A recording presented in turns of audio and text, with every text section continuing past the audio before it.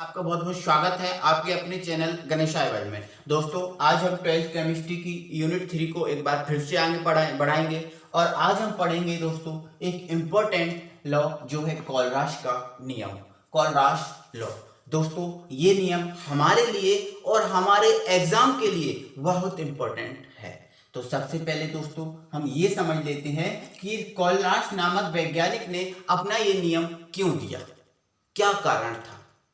तो दोस्तों क्या हुआ, कोलराश नामक वैज्ञानिक ने बहुत से विद्युत अपघट्यों का अध्ययन किया और जैसे दोस्तों राउल्ट नामक वैज्ञानिक ने बहुत सारे विलयनों का अध्ययन किया था, उसी प्रकार कोलराश नामक वैज्ञानिक ने बहुत सारे विद्युत अपघट्यों का अध्ययन किया और इन विद्युत अपघट्यों का अध्ययन करने के बाद वह एक निष्कर्ष पर पहुंचे और वो निष्कर्ष ये था दोस्तों, उन्होंने देखा कि जब कोई विद्युत अपघट, अब विद्युत अपघट कोई भी हो सकता है, कोई विद्युत अपघट जब अनंत तनुता पर, अब अनंत तनुता पर मतलब दोस्तों जो विद्युत अपघट है उसको बहुत ज्यादा पतला कर दिया जाता है, उसमें बहुत सारा जल मिला दिया जाता है।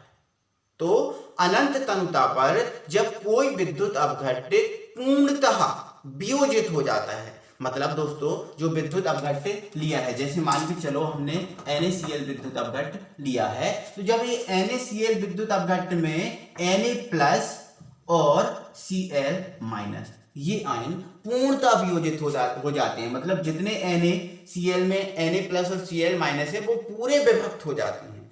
इस स्थिति में जो मोलर चालकता होती है, उस मोलर चालकता, अब मोलर चालकता क्या होती है, लैम्डा m, हमने आपको पढ़ा दिया है। तो जो मोलर चालकता होती है, इसके लिए इन आयनों का, जो आयन बने हैं, इन आयनों का जो योगदान है वो योगदान निश्चित हो जाता है, फिर ये योगदान बढ़ता घटता नहीं है। इसी सभी को देखते हुए कोलराश नामक वैज्ञानिक ने एक नियम दिया जो कहलाया कोलराश का नियम, और इन्होंने इसके अपने नियम में क्या कहा वो देखते हैं। इन्होंने कहा किसी विद्युत अपघट्ट की अनंत तनुता पर मोलर चालकता, किस पर बोला उसने, अनंत तनुता पर मोलर चालकता उस विद्युत अपघट्ट की अनंत तनुता पर आयनिक चालकताओं का योग होती है। जो मोलर चालकता होती है वो आयनिक चालकताओं का योग होती है, ये उन्होंने बोला। अब इसको समझते हैं। जैसे मान लेते हैं दोस्तों हमारे पास कोई विद्युत अपघट्ट है, NaCl ही है, NaCl ही है। तो इन्होंने कहा था कि जो NaCl है, इस NaCl की मोलर चालकता मतलब λm∞, अनंत तनुता पर बोला था ना दोस्तों, तो λm∞, ये क्या हो गई, अनंत तनुता पर मोलर चालकता। अब इन्फिनिटी लगा लिया तो मतलब ये अनंत तनुता पर, और λm क्या है, λm क्या है, मोलर चालकता, और इन्फिनिटी क्या है, अनंत तनुता पर। तो ये टोटल क्या हो गया, अनंत तनुता पर मोलर चालकता। और मान लेते हैं दोस्तों इस NaCl विद्युत अपघट्ट की आयनिक चालकताएं, अब आयनिक चालकताएं कब बनेंगी, जब इसके आयन प्राप्त होंगे। तो आयन हमें प्राप्त होते हैं NaCl में Na+ और Cl-। तो इसकी अनंत तनुता पर आयनिक चालकता क्या हो जाएगी दोस्तों, अगर हम Na+ की निकालेंगे तो क्या हो जाएगी, λNa+∞, ये धनायन की आयनिक चालकता हो गई। अगर हम ऋणायन की निकालेंगे तो ये हो जाएगी λCl-∞। तो ये दोस्तों अनंत तनुता पर इस विद्युत अपघट्ट की आयनिक चालकताएं हुई, और ये क्या हुई, अनंत तनुता पर मोलर चालकता। तो उसी प्रकार हमने मान लिया यदि किसी विद्युत अपघट्ट की अनंत तनुता पर मोलर चालकता, अब मोलर चालकता λm∞, व अनंत तनुता पर धनायन तथा ऋणायन की आयनिक चालकताएं क्या हो गई। अब धनायन आप जैसे NaCl लिया तो इसमें धनायन की जगह आप क्या लिखोगे, Na+। अब जैसे और कोई विद्युत अपघट्ट लिया तो उसमें धनायन कुछ और बनेगा, तो उसका धनायन आप बोलोगे, फिर ठीक है। यहाँ पर माइनस के लिए ले लिया तो ये माइनस के लिए, अब यहाँ पर माइनस के लिए Cl- है तो यहाँ पर हम रख देंगे Cl-, और कोई दूसरा विद्युत अपघट्ट होगा तो वहां पर हम वो रख सकते हैं। तो यही मान लिया धनायन और ऋणायन की आयनिक चालकताएं λ+∞ और λ-∞ है। तब अगर हम इसमें कोलराश का नियम लगाएंगे तो कोलराश का नियम क्या कहता है कि जो मोलर चालकता होती है वो आयनिक चालकताएं, जो आयनिक चालकताएं हैं इनका योग होती है। अब मोलर चालकता क्या है दोस्तों, लैम्डा एम इन्फिनिटी, तो लिख दिया लैम्डा एम इन्फिनिटी। ये किसका योग होती है, आयनिक चालकताओं का, तो हमने क्या लिख दिया, लैम्डा प्लस इन्फिनिटी और प्लस लैम्डा माइनस इन्फिनिटी। तो ये आयनिक चालकताओं का क्या हो गई, योग हो गई। तो ये दोस्तों हमारा है कोलराज का नियम।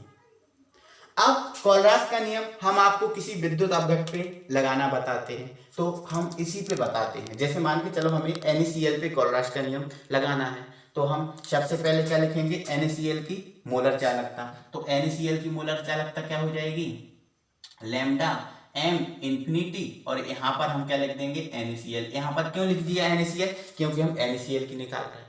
इसके बाद बराबर ये, अब धनायन और ऋणायन की आयनिक चालकताओं के योग के बराबर होती है। तो धनायन क्या है इसमें, Na+, तो हमने क्या लिख दिया, लैम्डा Na+ इन्फिनिटी, तो ये धनायन की हो गई। इसके बाद ऋणायन की, तो ऋणायन क्या है, Cl-, तो यहाँ पर प्लस लगाया और लिख दिया लैम्डा Cl- इन्फिनिटी। तो ये दोस्तों NaCl के लिए कोलराज का नियम हो गया। इसी प्रकार अगर हम कोई दूसरे विद्युत अपघट के लिए लगाएं तो वो भी लगा सकते हैं। जैसे मान लेते हैं दोस्तों हम KCl के लिए लगा रहे हैं, तो KCl की मोलर चालकता निकालनी पड़ेगी। तो मान लेते हैं KCl की मोलर चालकता क्या है, लैम्डा एम इन्फिनिटी। अब इसके धनायन, तो इसमें दोस्तों अगर ये टूटेगा तो कैसे टूटता है, K+ में और Cl- में, तो ये टूट गया। तो अब ये धनायन की, ये धनायन की क्या हो जाएगी, आयनिक चालकता क्या हो जाएगी, लैम्डा K+ इन्फिनिटी हो जाएगी, और ऋणायन की क्या हो जाएगी, लैम्डा Cl- इन्फिनिटी हो जाएगी। तो अगर हम इसमें कोलराज का नियम लगाएंगे तो क्या हो जाएगा दोस्तों, लैम्डा एम इन्फिनिटी। अब किसके लिए लगा रहा है, KCl के लिए, तो यहाँ पर लिख दिया हमने KCl बराबर, अब धनायन, अब धनायन क्या है इसमें, K+, तो लैम्डा K+ इन्फिनिटी लिख दिया। और ऋणायन क्या है, ऋणायन है Cl-, तो लैम्डा Cl- इन्फिनिटी लिख दिया। इसी प्रकार दोस्तों हम किसी भी विद्युत अपघट्ट में कोलराज का नियम लगा सकते हैं। जैसे अगर हम आपसे बोलें कि आप CH3COOH में लगाओ, तो बिल्कुल आप लगा दोगे। तो आप इसके लिए लिख दोगे, इसके लिए मोलर चालक में लिख दोगे। फिर इसके धनायन और ऋणायन चाहिए, तो हमें पता है कि जो CH3COOH है वो टूटता है CH3COO- में और H+ में, तो आप इसके लिए भी लिख सकते हो। इस प्रकार से हम किसी विद्युत अपघट के लिए कोलराज का नियम लिख सकते हैं।